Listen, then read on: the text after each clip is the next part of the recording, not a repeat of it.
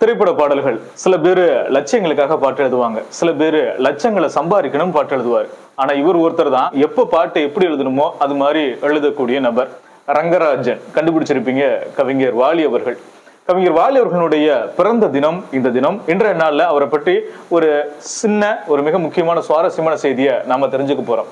வாலி அவர்கள் பல பாடல்கள் எழுதியிருக்கிறார். காதல் பாடல்களாகட்டும், நட்பு பற்றி ஆகட்டும், தத்துவ பாடல்களாகட்டும், கொள்கை பாடல்களாகட்டும். இன்னைக்கும் கவிஞர் வாலிகளை நம்ம போற்றி புகழ்றோம், பாடுறோம் அப்படின்னா அது அவருடைய பாடலினுடைய மகத்துவம் தான். கவிதைகளும் அப்படித்தான், நூல்களும் அப்படித்தான். அவருடைய பிறந்த ஊர் அப்படின்னு கேட்ட உடனே நம்ம திருச்சி, ஸ்ரீரங்கம், திருவரங்கம் அப்படின்னு நம்ம சொல்லுவோம்.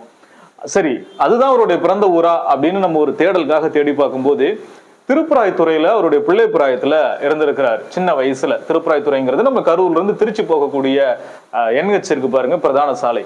அந்த சாலையில இருக்கக்கூடிய ஒரு பகுதி திருப்பராய்த்துறை. அங்கதான் அவருடைய பிள்ளை பிராயம் எல்லாம் இருந்திருக்கு. சரி, பிள்ளை பிராயம் இங்கதான் இருக்குது.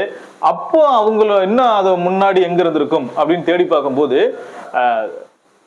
வாலி அவர்களுடைய தந்தையாருடைய பூர்வீகம் என்ன அப்படின்னு பார்க்கும்போது காவிரி கரையில வளர்ந்து அங்கிருந்து பெரியாள வளர்ந்தவனுடைய தந்தையாருடைய பூர்வீகமும் ஒரு காவிரி கரை. ஆமா, நம்மளுடைய வஞ்சி மாநகரமான கரூர் மாநகரத்துல காவிரி கரையோரத்துல கரூர் மாவட்டத்தினுடைய எல்லை பகுதியா இருக்கக்கூடிய பகுதி தான் வாங்கல் அப்படிங்கிற பகுதி. இந்த வாங்கல் பகுதி தான் வாலி அவர்களுடைய தந்தையார் சீனிவாச ஐயங்கார், பொன்னம்மாள் இவர்களுடைய பூர்வீகமா இருந்திருக்கு.